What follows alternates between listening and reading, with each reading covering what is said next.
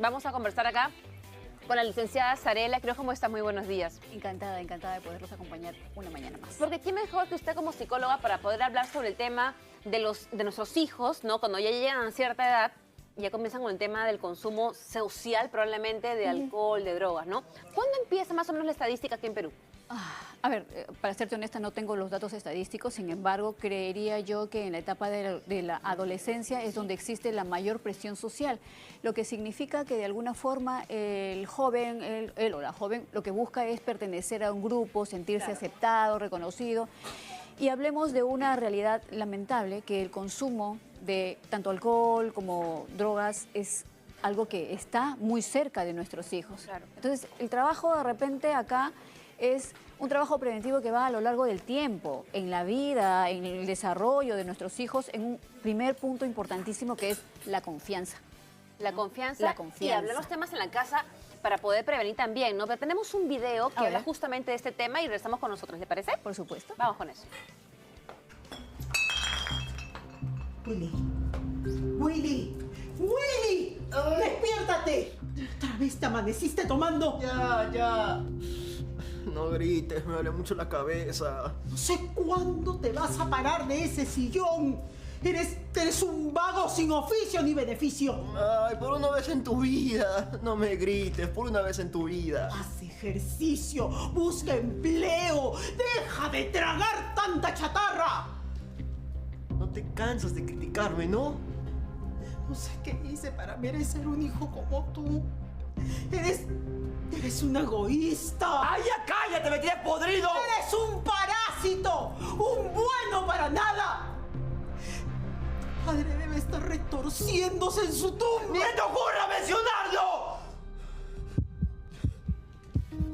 Hijo, ¿Cuántas mamás que tienen hijos adolescentes no han vivido esta escena, ¿no? O sea, esa borrachera al día siguiente, la resaca y decirle qué pasa y que tu hijo te diga no. ¿Cómo reaccionamos? Y mira, algo que me parece sumamente importante. Si nosotros vemos en el video, hay una reacción que va desde el enojo, desde la crítica, desde el juzgar. Y habría que en realidad entender que en un adolescente no funciona bien este tipo de comunicación. Al contrario, lo que va a generar es esta reactividad. Entonces, nosotros tenemos que trabajar en el día a día en generar confianza, de manera que nuestros hijos puedan saber que al momento de encontrar alguna situación, lejos de ser juzgados, van a ser escuchados, comprendidos y podemos juntos llegar a alguna buena resolución. O sea, ok, ¿qué pasó? ¿Qué piensas? Mira cómo estás. ¿No? Mira, cuéntame, es difícil. Exacto, ¿no? Siendo honestos, en ese momento Sí. en que las emociones se te mezclan como padre, ¿no? Porque uno piensa, ¿no? Pero ¿por qué sabes que te expones a tanto? Pero llamar a esa paciencia y tranquilidad en papás es bien difícil, doctora. Sí, pero por eso precisamente también debemos ser muy conscientes de qué cosa es lo que yo quiero conseguir, bien, hacia dónde voy y cómo me siento. Número uno, cómo me siento. Sí, y también reconocer, porque puede ser que yo sea de un temperamento muy reactivo, entonces, ¿sabes qué? Yo necesito mi tiempo y en ese momento yo no estoy en condiciones de conversar con mi hijo o con mi hija. O sea, no lo voy a hacer porque lo que voy a conseguir es esto, discusión. Claro. Y no voy a solucionar el problema que se supone que es lo que quiero. O sea, yo quiero entender por qué mi hijo hace esto o que mi hijo nunca más lo vuelva a hacer. Pero si nosotros entramos desde la acusación, lo que encuentro es reactividad.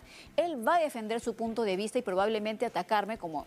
En este caso, por ejemplo, se toca un tema sensible, ¿no? Que es de la pérdida del padre. O sea, muchas veces el consumo de alcohol no necesariamente es por rebeldía, por reactividad, sino también puede ser por curiosidad, Claro. porque, bueno, mis amigos también El lo tema hacen. social, pues, ¿no? El tema social, que es muy común. Es bastante común. Tenemos una pregunta de uno de nuestros televidentes que le quiere hacer a usted, doctora. Vamos con A eso. ver. A ver la pregunta. ¿Cómo hacerle entender a los adolescentes, con hechos prácticos, que el consumo de alcohol y de drogas pueden truncar su vida?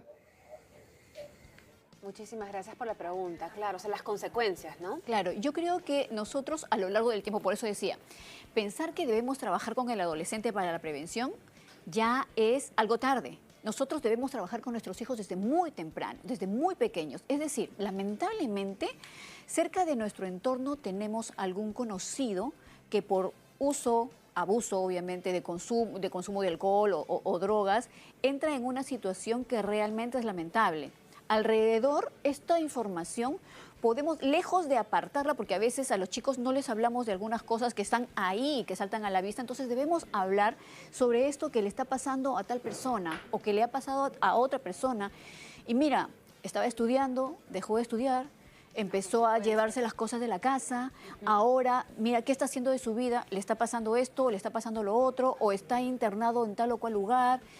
Y ver todo desde fuera, antes de que nuestros hijos estén dentro de una situación como esa. Entonces, crecer en un entorno en el que tú conoces los riesgos que pueden darse con el consumo, ¿bien? Entonces, esto va a significar una experiencia bastante práctica, donde yo no tengo que decirle tú no, necesariamente. O sea, yo le muestro lo que ha pasado con esta persona y donde obviamente desde nuestro juicio crítico y de nuestro amor como padres y entre nuestros hijos es hablar sobre yo quisiera que ustedes puedan tener cuidado con esto sea, está siempre ahí al alcance de todos. Y mientras usted está hablando sobre eso tan importante, yo estoy pensando cómo lo he aplicado en mi familia. Yo tengo una hija que tiene 19 años, ¿ya? En mi familia absolutamente nadie fuma. ¿Ya? Y desde ella, que tenía fácil 6, 7 años, yo le decía, ay, el olor de cigarro es horrible, las consecuencias peores, así, cosas súper simples, ¿ah? Pero el día de hoy, gracias a Dios, mi hija nunca ha fumado y quizás porque tienen el chip en su memoria, porque he escuchado a una mamá que desde muy chiquitita le he dicho, ¿sabes qué? El cigarro es dañino, no se fuma, y ella no lo hace, gracias a Dios. Mira, tocas un punto importantísimo, porque es el modelo. ¿No? Es el modelo. Es decir, si por ejemplo en casa yo tengo reuniones familiares donde invito a mis amigos, donde el consumo de alcohol y de repente hasta otras sustancias está en el ambiente, entonces el olor, bien, está ahí. Y entonces el olor se asocia a una situación cotidiana. Nuestro hogar debe ser el espacio seguro. Y si dentro de mi espacio seguro veo el consumo de alcohol, veo el exceso, y relaciono esto también a olores, entonces esto para mí, dentro de mi experiencia de vida, y mira, a nivel neurológico también, dentro de lo que corresponde a las experiencias, esto lo veo como algo natural. Algo normal. Exacto. El ambiente que has crecido, dentro ¿no? de mi espacio seguro, ojo. Entonces, ¿cómo no caer dentro de lo mismo? El ejemplo de la casa, ¿no? El ejemplo Así de la casa. es. Tenemos una pregunta más, ¿no, Cri? Vamos con la pregunta que la leemos en las redes sociales. La van a poner en pantalla. Licenciada, mi hermano y esposo pasaron por un problema de drogas y alcohol. Es más, aún siguen en proceso de recuperación y tengo miedo que mi hijo de 13 años caiga en esas malas acciones porque él vivió en ese entorno. Justo lo que está hablando usted, doctora. ¿Qué podría hacer? Bueno, lo que mencionaba hace un momento también, ¿no? O sea, explicarles las situaciones por las que estas personas han estado pasando y cuánto daño nos están haciendo, ¿no? Cuánto daño está causando dentro de nuestra familia, probablemente la ausencia de papá o el comportamiento de papá cuando haya estado en consumo, el comportamiento del tío, qué pasó, qué consecuencias hay y sobre lo importante que es preservar nuestra salud y nuestro bienestar, ¿no? Entonces esto, si bien es cierto, ha estado dentro de su entorno, con más razón nosotros, en este caso la madre, tendría que asegurarse de ser el modelo de lo contrario, ¿no? Entonces yo cuido mi salud, yo hago ejercicio, yo me alimento sano, cuido de mí, cuido de ti, porque eres la persona que yo más quiero. Todavía estás bajo mi responsabilidad y en algún momento tú mismo te harás cargo de ti y ahí no le tocará a ella.